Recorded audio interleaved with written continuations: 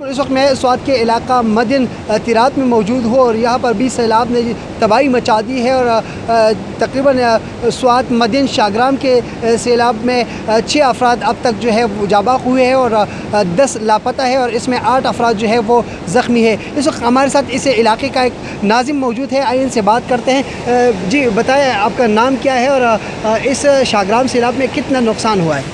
بسم اللہ الرحمن الرحیم۔ سب سے پہلے تو آپ کا شکریہ۔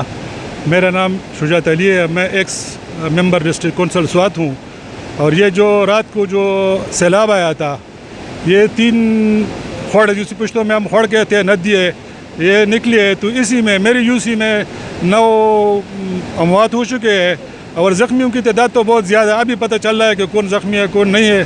اس میں زیادہ نقصان تیرات درہ میں ہو گیا ہے۔ اس میں جس جگہ ہم موجود ہے اس گھر میں 6 جنازے اٹھے ہیں، تو بہت بڑا غم ہے۔ اور میرا حکومت سے درخواست ہے، MP سے، MNA سے، صوبائی انتظامیہ سے، چیف منسٹر سے، کہ ان لوگوں کو یہ علاقہ کو اپزدہ قرار دے، ان کو پورے لوگوں کو مدد دے، کیونکہ یہ پورا غریب علاقہ ہے، سب اس کے پل راستے آپ دیکھ کے سب کچھ برباد ہے۔ تو یہ میں ریکویسٹ کرتا ہوں CM کو اور حکومتی وقت کو کہ ان لوگوں پر رحم کرو، ان کے مسائل حل کرو۔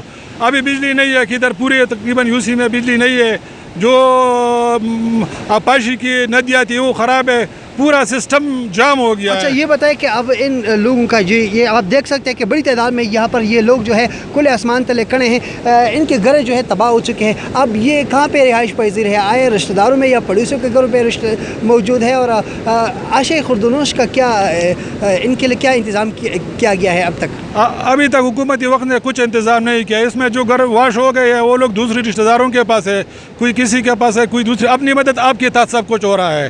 حکومت کی طرف سے ابھی تک کچھ امداد بھی نہیں ملا ہے۔ صبح میں AC صاحب اور DC صاحب کے ساتھ ادھر ہی آیا تھا، صبح وہ بولا تھا کہ ہم کچھ ٹینٹ کچھ راشن کا بندوبست کریں گے ان علاقے کے لیے، لیکن ابھی تک کچھ بھی نہیں ہوا ہے۔ ابھی تک ہم اس کے انتظار ہے، لیکن یہ لوگوں کو سخت ضرورت ہے۔ حکومت وقت کو چاہیے کہ ضرور اس کا مدد کرے، پوری تیرات درہ کو ان لوگوں کا مدد کرے۔ بہت شکریہ۔ جس طرح آپ نے ناظم صاحب کی باتیں سنی، ان کا کہنا ہے کہ یہاں پر انتظامیہ نے وزٹ کیا ہے، سیاسی لوگ آ رہے ہیں، لیکن ان کے ساتھ ابھی تک کسی قسم کا امداد نہیں کیا گیا ہے۔ یہ لوگ اب بھی یہاں پر کھڑے ہیں، بارش اب دوبارہ شروع ہوا ہے، ہلکی بارش اب بھی جاری ہے، لیکن یہ جو ہے اس طرح کھلے آسمان کھڑے ہیں۔ ان لوگوں نے حکومت سے مطالبہ کیا ہے کہ وہ ان کے لیے فوری کچھ کارروائی کرے، امداد دے دے، تاکہ ان کی مشکلات میں کمی آ سکے۔